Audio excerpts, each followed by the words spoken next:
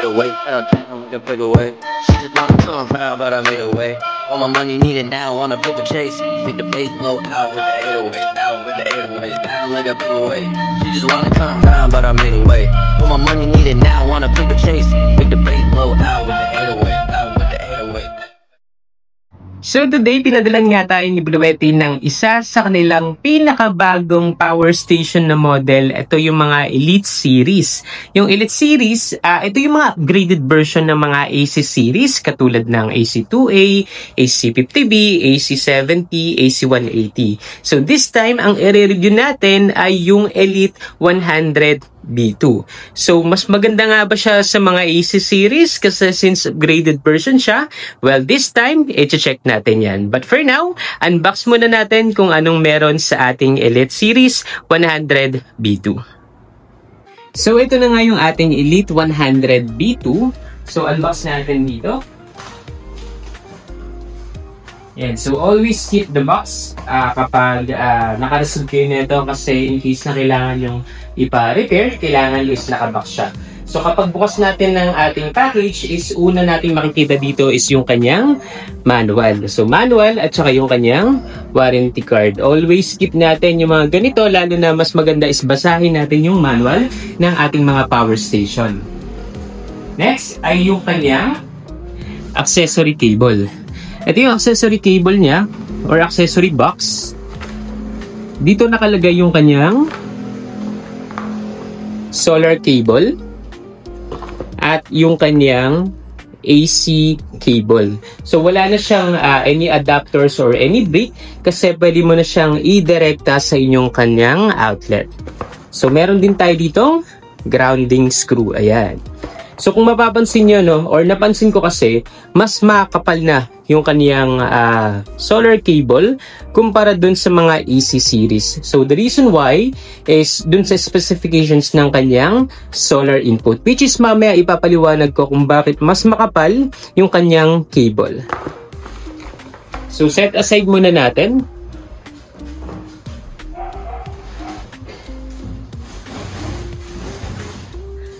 At ito yung ating power station.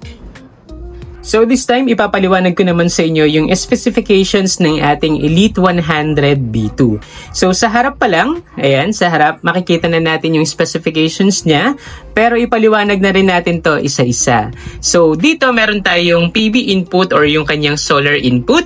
12 volts to 60 volts, 20 amps.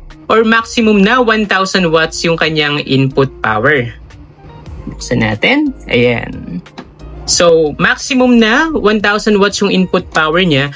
Compared dun sa version 1, yung version 1 kasi yung AC180, that's only 500 watts. So, napakalaking improvement kasi dinoble niya yung capacity na pwede nating ma-harvest coming from the sun, which is from 500 watts to 1,000 watts. So, next naman natin is yung DC output. Same pa rin.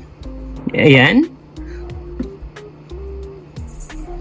So, yung DC output natin, meron tayong cigarette lighter ports na 12 volts or 12 volts, 10 amps or 120 watts. Meron na rin tayo ditong 5221 na 12 volts, 8 amps. Ito ginagamit to usually kung meron kayong mga DC fan or mga appliances na DC. Basta yung maximum niya lang is 12 volts, 8 amps. Meron din tayo ditong DC output pa rin. Ito yan, yung mga USB natin.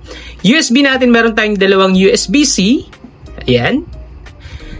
Ang pinaka gusto ko dito, meron tayong USB-C na 140 watts. Kasi may mga devices tayo or may mga devices or gadgets tayo katulad ng mga drone or laptop na nagre-request or kailangan ng mas higher than 100 watts na power. So, meron tayong 140 watts as long as 140 watts or less, kayang-kayang paganahin ng ating Elite 100 B2. Aside from that, meron pa rin tayong USB-C na 100 watts at dalawang USB-A na 15 watts. Next naman natin, ito yung ating AC output. Yung AC output natin, ang maximum power natin dito is 1,800 watts. Pero, kung meron tayong mga resistive loads or resistive appliances katulad ng mga rice cooker, ng mga oven, ng mga plancha, ng mga electric kettle, kayang-kaya niya hanggang 2,700 watts. Basta, ito turn on mo lang yung kanyang powerlifting mode. Kasi yung powerlifting mode na yun is magsuswitch siya sa mga resistive loads para kayanin yung mga ganong appliances.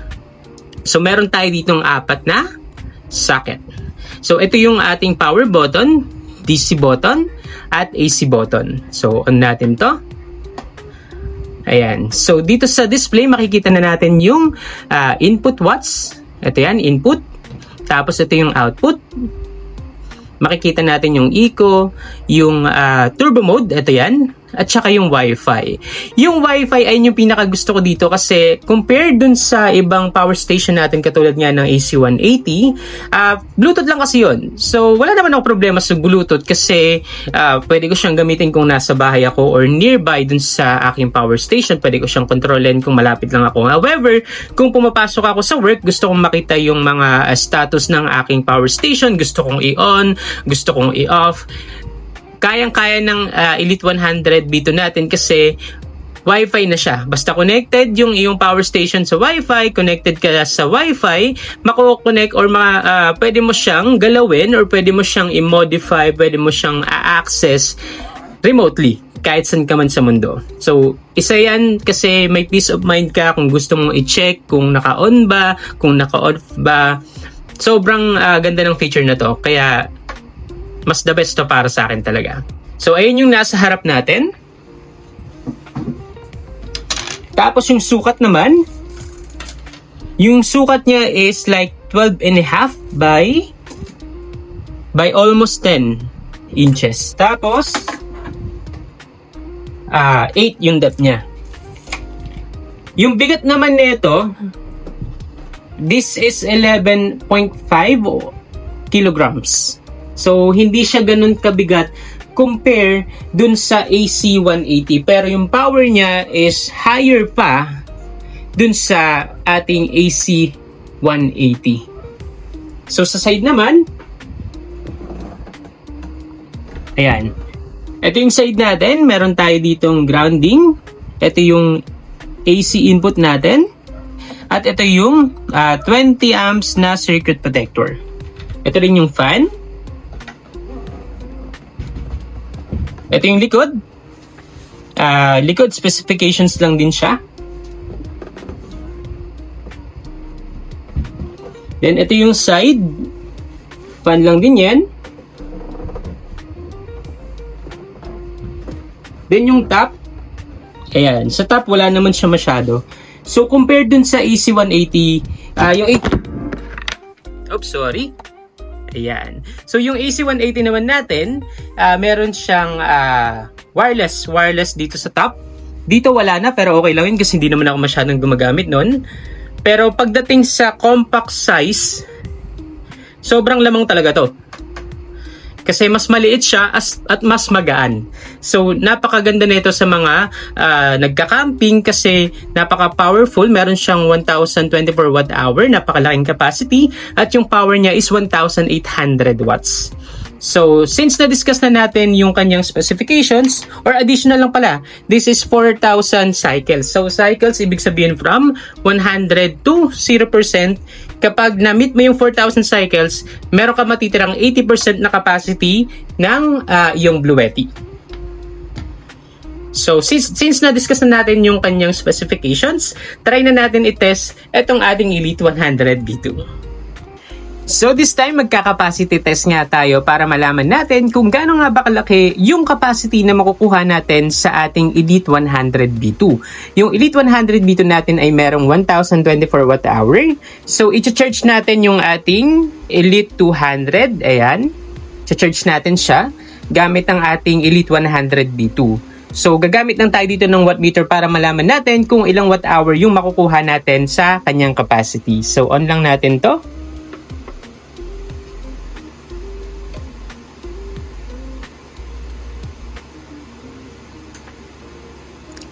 So, ayan, meron na tayo ng output.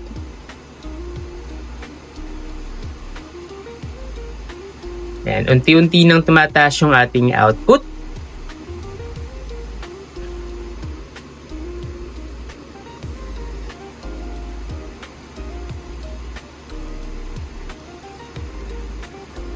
And so, ang gagawin na lang natin, antay na lang natin matapos itong test natin.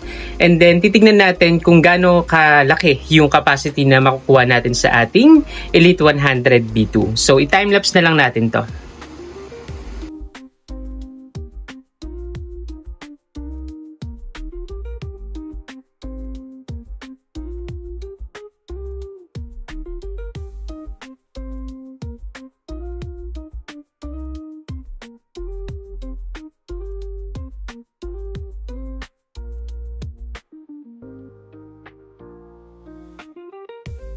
So, natapos na nga yung ating capacity test at 0% na yung ating Elite 100 B2.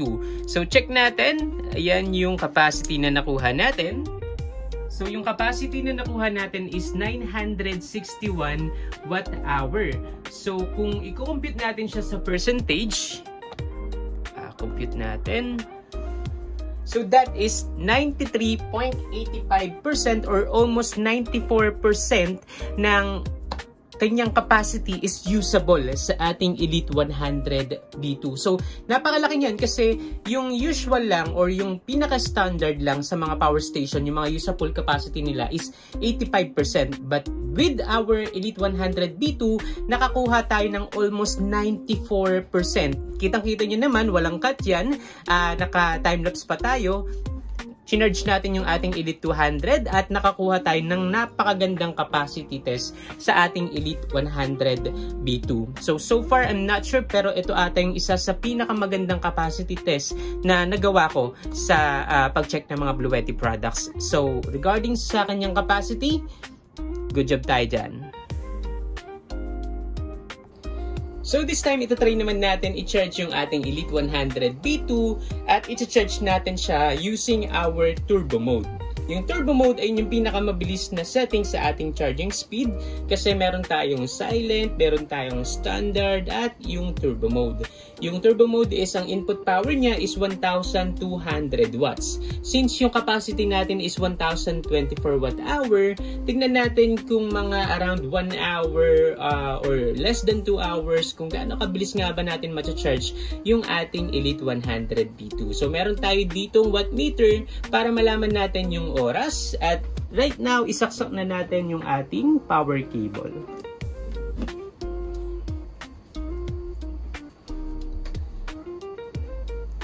Ayan, so may pumapasok na kuryente sa ating Elite 100 B2. Currently naka 600, ayan, 595, around 600. Ayan, pumalo na ng 1% at nasa 1,000 na nga. Pumapalo na siya ng 1,200 watts. So, aantay na lang natin to na matapos hanggang 100% and then titignan natin kung ilang oras natin mafu-full ang ating Elite 100 B2. So, for now, time-lapse muna natin to.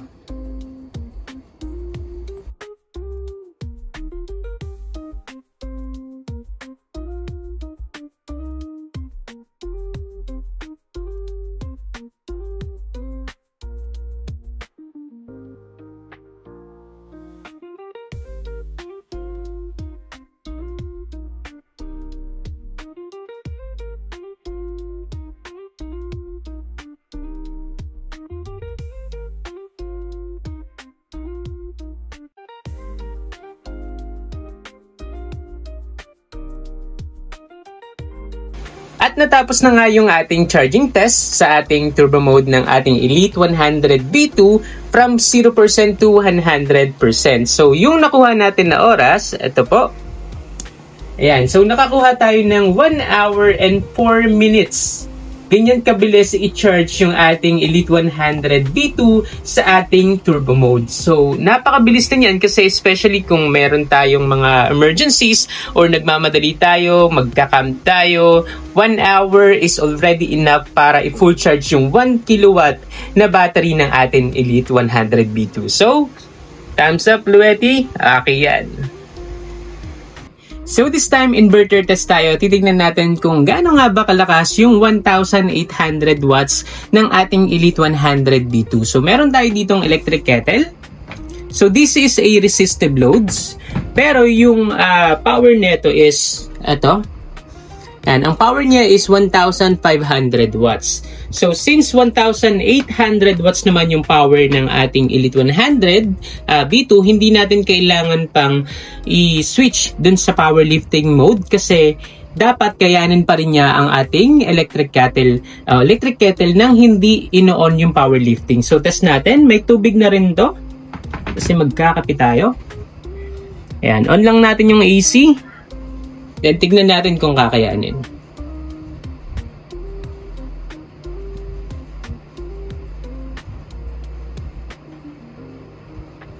Ayan. Kasi hindi ko pa on natin. Lapit natin ng konti. On. Ayan. So, kung makikita nyo, no, pumapalo na ng 1,400 watts. Naka-on na yung ating electric kettle. Ayan, kung naririnig nyo, kumukulo, hindi kumukulo, parang ano na siya, nagbo-boil ng konti.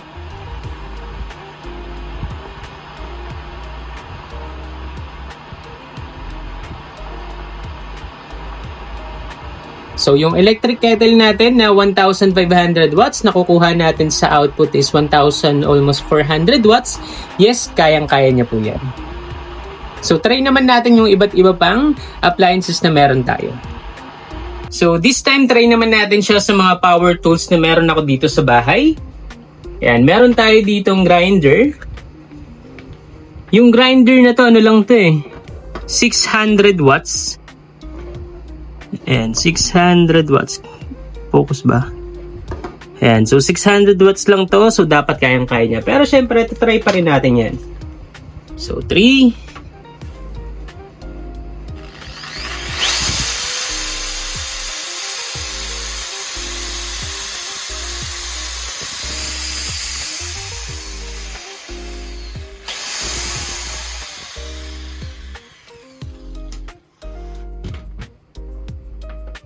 Ayan, so kayang-kaya naman yung ating grinder.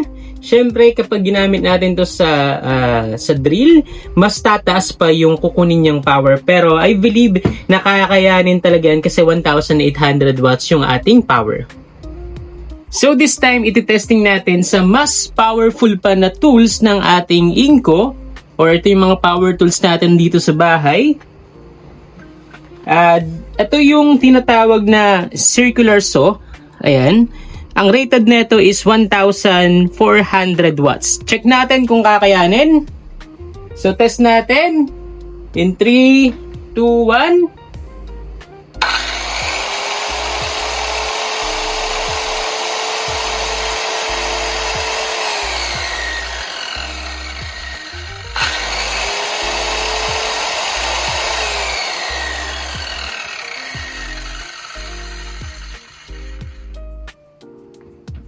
Ayan, nakapakalakas. Grabe.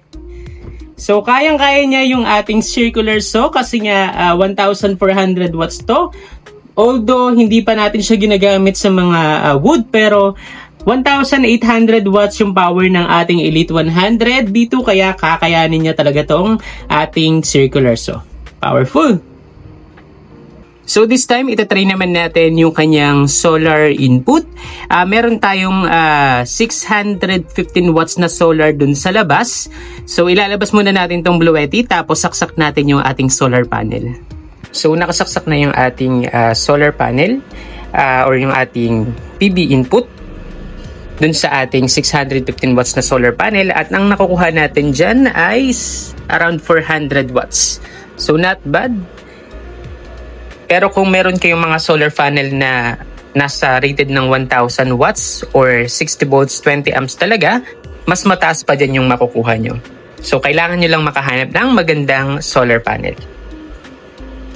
So this time, itatry naman natin yung isa sa mga ina-advertise nila na feature ng ating Elite 100 B2, ayan yung UPS. So previously, yung mga power station ng Bluetti, it's less than 20 milliseconds.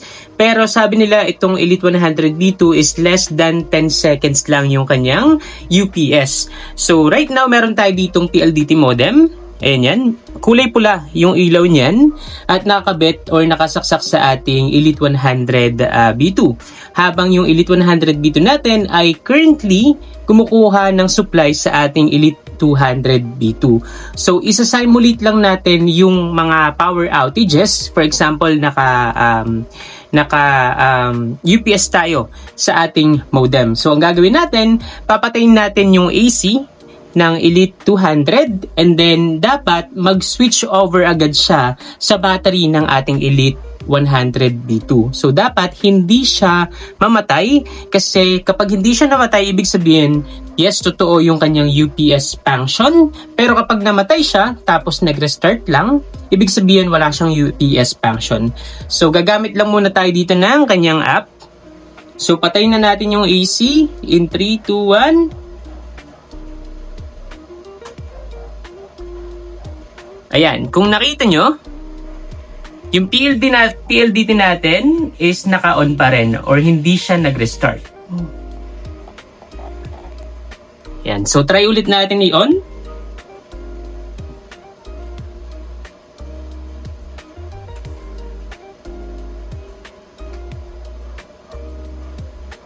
Ayan, so nakakakuha ulit tayo ng charge coming from Elite 200 B2. Then, try ulit natin i-turn off yung ating supply. 3, 2,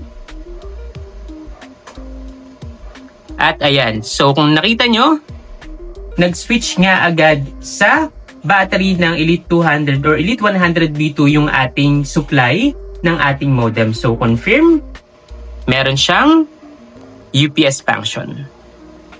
So this time, itatry natin yung isa sa feature ng ating Elite 100 B2. Yan yung tinatawag na powerlifting mode. Yung powerlifting mode, ginagamit natin yan or ina-activate natin yan sa mga appliances natin na umiinit. Katulad ng electric kettle, ng microwave oven, ng plancha, at kung ano pa. Kasi mas mataas yung kinukonsume noon na amperahe, kaya kailangan natin ina-activate yun kasi mas mataas sa 1,800 watts yung kinukuha niyang supply coming from the inverter. So, meron tayo ditong 1,500 watts na electric kettle at meron tayong 1,200 watts na microwave oven. So, kapag pinagsama nating dalawa yan, that's total of 2,700 watts, which is ayun yung maximum na power ng powerlifting na pwede natin gamitin sa ating Elite 100 version 2. So, ima-maximize natin yung ating powerlifting. Try natin kung gagana, try natin kung kakayanin. So, turn on na natin yung inverter.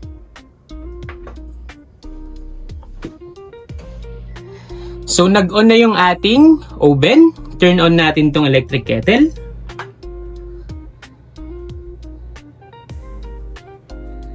Ayan. Kung napansin nyo, yung ating dalawang appliances ay gumagana ng sabay nang walang problema at kinakaya talaga ng ating Elite 100 B2. Ayan, umiinit na. Naririnig nyo na yung ating electric kettle. So, dito sa test natin, yung ating powerlifting mode is kayang-kaya. So this time, itutur ko naman kayo sa kanyang Bluetti app. By the way, yung ating Elite 100 B2 is pwede mo siyang magamit through your app. It's either you are going to use Bluetooth or you are going to use yung Wi-Fi. Yes, pwede na po siya sa Wi-Fi. So anywhere in the world, basta connected ka sa Wi-Fi at ang iyong Bluetti ay connected sa Wi-Fi, pwede mo na siyang i-manage. So yung mga previous AC series kasi natin is wala silang, yung iba is walang mga Wi-Fi capabilities. So kung pumapasok ka sa work tapos gusto mong malaman yung status ng battery or kung may nakasaksak ba, kung may naka-on ba, medyo may hirapan kang malaman unless nandun ka sa bahay nyo or connected ka malapit or naka-bluetooth ka sa iyong power station. While dito sa ating Elite 100, kung nasa trabaho ka tapos nakasaksak sa solar yung power station mo, pwede mong i-turn on yung power station or i-turn off yung mga AC or yung mga DC kung gusto mong i-charge yung mga iba't ibang devices na nakasaksak sa iyong outlet. So, start tayo. Ito yung pinaka-application ng ating Bluetti. So, meron tayo ditong My Device. Sa My Device, makikita na natin yung iba't ibang Bluetti na naka-bind or naka-connect na sa aking application. So, this time, itatry natin i-connect muna si ating Elite 100 B2. So, click lang natin tong plus sign. Then add device. Then hanapin nyo lang si Elite 100 B2 or EL100 B2. Ayan, so okay nyo lang to. Start. Kung nakikita nyo, agad, no? Pumasok agad. Pero reality-wise, kung bago yung iyong Elite 100 B2, meron ka pang other options doon na kailangan mo siyang i-register doon sa iyong Wi-Fi. Kasi itong aking Elite 100 B2 naka-register niya sa Wi-Fi, kaya na-remember niya na agad. So, open natin. Ito yung pinaka-standard user interface ng ating Elite 100 B2 or any power station. Meron tayo ditong PB input. Diyan makikita kung ilang watts yung pumapasok. Same with grid input, kung ilang watts yung pumapasok kapag tina-charge mo siya sa Meralco. Tapos meron tayong DC output at AC output. Ito rin yung pinaka percentage na kanyang battery. Ayan, may option din tayo dito i-turn off yung ating power station. Tapos may mga options din tayo ditong i-turn on yung ating DC. Ayan, on natin yan. On natin yan. Kung makikita nyo, naka-on na yung ating DC at AC. So, pwede nyo rin siyang i-turn off.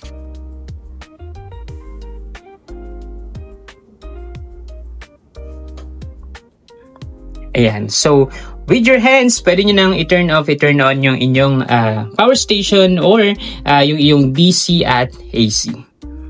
So, meron din tayo ditong time remaining. For example, may nakakabit na load sa iyong power station. Malalaman nyo kung gaano katagal or gaano na lang tatagal yung iyong battery for your power station. Meron din tayo ditong energy statistics. Ayan. At meron din tayo ditong PB generation. Yung PB generation, ito yung computation kung gaano nakalaki yung kilowatt hour or yung watt hour na nahaharvest mo coming from the sun kung nakakabit siya sa solar. So meron din tayo ditong iba't ibang settings pa. Click nyo lang tong gear icon. Ayan. So, isa sa mga feature ng ating Elite 100 B2, ito yung pinaka-favorite ko, yung working mode. Yung working mode, meron tayo ditong standard UPS. Yung standard UPS, ibig sabihin uninterruptible power supply, in which kapag naka 100% nakasaksak ito sa ating grid, hindi niya kukunin sa battery. Yung load is hindi niya kukunin sa battery, kundi kukunin niya directly dun sa Meralco. So, yun yung pinaka-UPS na tinatawag. Meron din tayo dito tinatawag na PB Priority UPS, Time Control UPS, at Customized UPS. Yung PB Priority na UPS, ito yung pinaka-paborito ko. Ayan. Kasi ang ibig sabihin natin, for example, meron tayong 20% or pwede ka mag-set dyan ng percentage ng battery na gusto mo. Ayan. So, ang ibig sabihin dito or ang paliwanag dito is when the battery reaches the set level or yung 15%, the unit will stop using the grid power and switch to solar charging for the rest. So, ibig sabihin nun, kapag nag 15% na yung ating Elite 100 B2, mag-stop na siya mag-charge sa ating Meralco. Kasi ang gagawin niya na, mag-charge niya sa solar kung available yung solar. So, mostly ganyan yung ginagawa ko. For example, yung battery ko is 100%. Kasi kunyari, pag gabi 100% yan dahil sinarcharge ka sa solar, tapos magda-drop down yan hanggang 15%. Pag 15%, ito nakakabit to dun sa Meralco, dun lang siya. Or pag bumaba na dun sa 15%, dun lang siya mag-charge sa Meralco. Pero hanggang 15% lang siya. Hindi niya i-charge yung battery. Kasi once na may ilaw or may solar na, yung solar na yung bahala na mag-full charge ulit to 100%. Para hindi niya i-utilize yung Meralco para mas makasave pa tayo dun sa kuryente. Hindi niya i-charge yung power station para syempre yung 124 watt hour na yan, kung kukunin mo pa sa Meralco, hindi ka rin nakatipid. So, mostly ginagamit to ng mga taong sa solar or tinatawag na, ito yung minsan tinatawag na transfer switch na tinatawag. So, may iba't iba rin tayong settings dyan. May time control UPS, ito yun. Ayan yung time control UPS natin. Tapos meron din tayo ditong Customized UPS. Ayan, napakaraming option. Parang bumili ka na rin ng automatic transfer switch sa mga UPS settings na yan. So this time, balik muna natin sa standard. Ayan, so meron din tayo ditong iba't ibang charging mode. Meron tayong silent, standard at turbo. Yung turbo, kapag sinet natin sa turbo yan, yung ating input watts is max of 1,200 watts. While kapag standard at silent, 600 watts yung kanyang input power. So, tinry na natin yan, yung turbo mode, na-charge natin in an hour and couple of minutes lang. Na-full charge na natin yung ating Elite 100 B2. Yan, meron din tayo ditong powerlifting. Yan, yung powerlifting, kapag inon yan, makikita nyo yung icon na parang muscle dyan. Yan. So, katabi ng eco, tapos yung parang yung S sa turbocharging, tapos yung muscle. So, ginagamit natin yung powerlifting sa mga high resistive load na appliances. For example, meron kasi tayo dito 1,800 watts. Ito yung max power lang ng ating Elite 100 B2. Eh kung gusto mong gamitin yung mga electric kettle na 2,000 watts, pwedeng-pwede kasi ang kaya ng ating powerlifting is at least 2,700. So kung 2,000 watts yun, kayang-kaya yun, basta i-turn on mo lang yung powerlifting kasi para siya sa mga high resistive loads or yung mga umiinit na appliances. Pero kung hindi mo siya gagamitin sa mga high resistive loads, better i-turn off mo lang siya. Ayan, meron din tayo ditong eco mode. Ayan, pwede mong mag-set. Yan, for example, 10 watts, set ka ng 10 watts. Kapag 10 watts lang yung draw ng iyong load, in 4 hours, mag-shutdown na yung AC mo. So, ganun yun. So, ako hindi ko to inoon kasi, for example, meron akong mga wifi lang. Kasing wifi, siguro nasa 10 watts lang yan eh. Siyempre, kapag inon mo yan, maliit lang yung consume, mamamatay na yung power station, mamamatay yung wifi mo. So, di ko siya inoon. Depende na lang din sa inyo. Tapos meron tayo ditong screen timeout. Yung screen timeout, itong mismo yan. Yan. So pwede mo iset ng 31 minutes, 5 minutes, or never mag-timeout. So sa advanced settings, meron tayo ditong DC input source, pwedeng PB. Tapos yung AC output frequency, 60 Hz. So dapat laging naka 60 Hz yan. Kasi dito sa Pinas, yung 50 Hz hindi siya masyadong gamitin. Ginagamit lang yan sa mga ilaw. Pero sa mga motorized equipments, ang recommended is 60 Hz. So system switch recovery. Ito yung if you would like the system to restore the last output on-off status upon restart, enable this option. So for example, na-lowbat yung iyong power station, tapos naka-on yung AC mo. Pagbukas ng iyong power station is naka-on ulit yung AC mo. So hindi mo na siya ima-manual.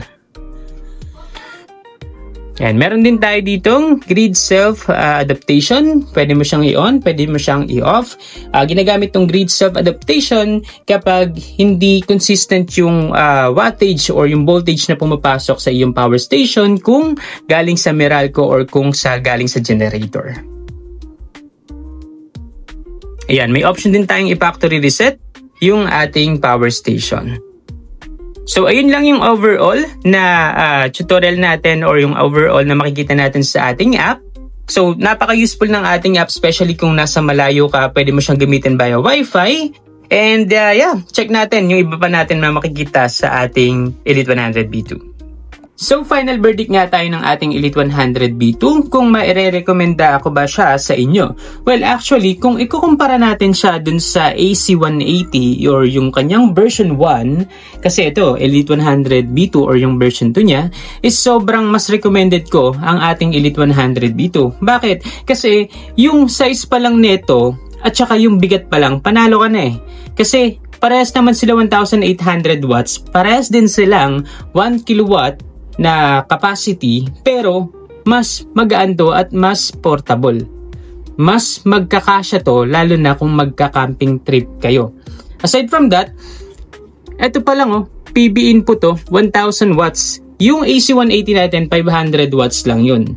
Meron pa tayo ditong 12 volts na 8 amps na 5221. Tapos iba't iba pa yung feature na nagamit natin dito kanina. Dun sa kanina, meron tayong UPS settings. Dun sa AC180, wala tayong mga ganun. Aside from that, yung pinakagusto ko is yung kanyang Wi-Fi. Kasi ito, pwede mo na siyang i-control kapag nasa malayo ka. For example, nandun ka sa trabaho, tapos gusto mong i-monitor yung Elite 100 B2 mo. Kasi, for example, nakasaksak sa solar, tapos may mga nakasaksak na appliances, gusto mong i-turn on, gusto mong i-turn off. Kayang-kaya mong gawin yan kasi connected siya via Wi-Fi. Dun sa AC180 natin, via Bluetooth lang siya. So, napakaraming upgrade ng ating Elite 100 B2, kaya nga siya yung version 2 ng ating AC180. Even though hindi natin siya i-compare dun sa ating AC180, kung makikita nyo pa lang yung kanyang power, depende dun sa, or kung nakita nyo kanina yung mga test results natin, ginamit natin dun sa cutting saw, dun sa iba't ibang resistive loads, sobrang powerful na neto kahit sobrang liit niya lang. Ang wala lang dito is yung kanyang Wi-Fi wireless pads dito, pero okay lang yun kasi hindi ko naman siya ginagamit kasi mas mabilis magcha-charge yung mga cellphone natin sa 140 watts, sa 100 watts na mga DC output dito sa ating harapan. So for me, sobrang recommended ko ang Elite 100 B2. Either i-compare mo siya sa AC180 or i-compare mo siya sa other products ni Bluete or other power station. Mas pipiliin ko ang ating Elite 100 B2 sa kanyang portability, at currently ngayon naka-sale pa rin to. So ilalagay ko na lang yung link sa ating video. So, kung may mga katanungan pa kayo, marami tayong test na ginawa pa dito. Pwede nyo akong i-PM. Marami tayong susunod na video. Yung next natin na video is yung Elite 100 or yung Elite 200 B2. Pero yan, ginagawa ko pa. Pero yan, marami kayong matututunan. Marami kayong madidiscover sa iba't ibang power station na meron tayo dito. So, thank you sa panonood at see you sa aking next video. 808 fell down like a paperweight. She just wanna come around, but I made her wait. All my money needed now, wanna flip the chase. Hit the base, blow out with the 808, out with the 808.